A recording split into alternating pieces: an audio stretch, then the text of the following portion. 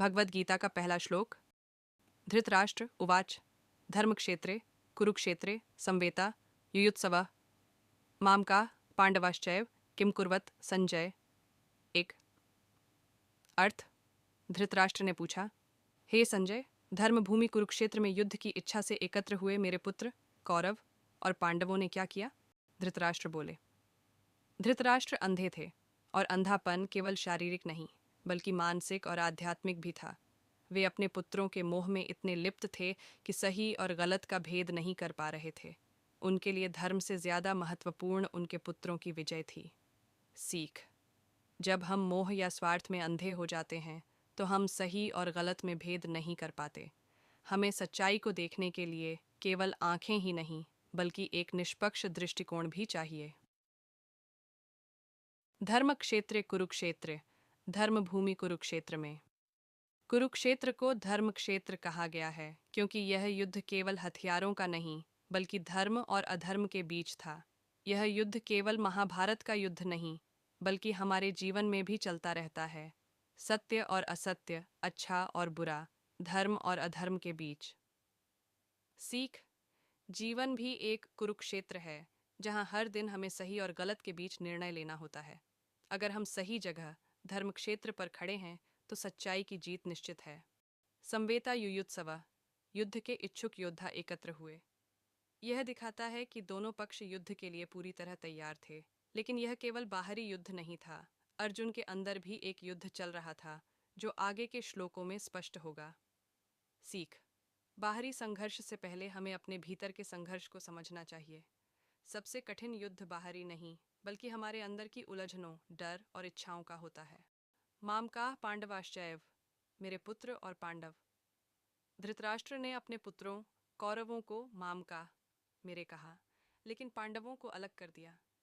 यह दिखाता है कि उनके मन में भेदभाव था जो अधर्म की जड़ है। सीख। जब हम पक्षपाती होते हैं तो हम सच्चाई को स्वीकार नहीं कर पाते। निष्पक्ष होकर निर्णय लेना ही सच्चा धर्म है। उन्होंने क्या किया, हे संजय? धृतराष्ट्र यह नहीं पूछते कि युद्ध के लिए कौन सही है, बल्कि वे केवल परिणाम जानना चाहते हैं। उनके पुत्र जीतेंगे या हारेंगे। सीख। केवल परिणाम की चिंता करना सही नहीं, बल्कि कर्म को समझकर सही निर्णय लेना जरूरी है। जीवन में हमें यह नहीं देखना चाहिए कि क्या होगा, बल्कि यह देखना चाहिए कि हम सही कर रहे हैं या नहीं। कार्यस्थल पर संघर्ष, ऑफिस पॉलिटिक्स एंड एथिक्स। मान लीजिए कि आपके ऑफिस में दो ग्रुप हैं। एक ग्रुप आपकी टीम का है और दूसरा ग्रुप दूसरी टीम का। अगर आप निष्पक्ष होकर नहीं देखेंगे और केवल अपनी टीम का पक्ष लेंगे तो आप भी धृतराष्ट्र की तरह पक्षपाती बन जाएंगे।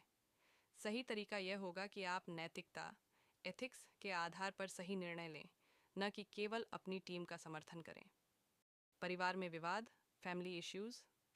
परिवारों में अक्सर माता पिता अपने बच्चों में भेदभाव करते हैं जिससे मनमुटाव बढ़ जाता है। धृतराष्ट्र की तरह केवल अपने बच्चों की चिंता करना और दूसरों को अलग मानना रिश्तों में कड़वाहट लाता है। निष्पक्षता से फैसला लेना और सभी को समान दृष्टि से देखना ही सही तरीका है।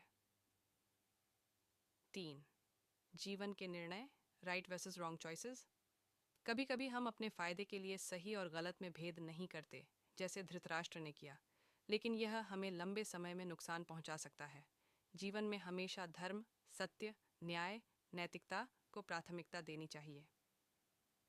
यह पहला श्लोक सिर्फ एक प्रश्न नहीं बल्कि हमारे जीवन के संघर्षों का परिचय है। यह हमें बताता है कि मोह और पक्षपात हमें सच्चाई से दूर ले जाता है। निष्पक्ष होकर निर्णय लेना ही धर्म है।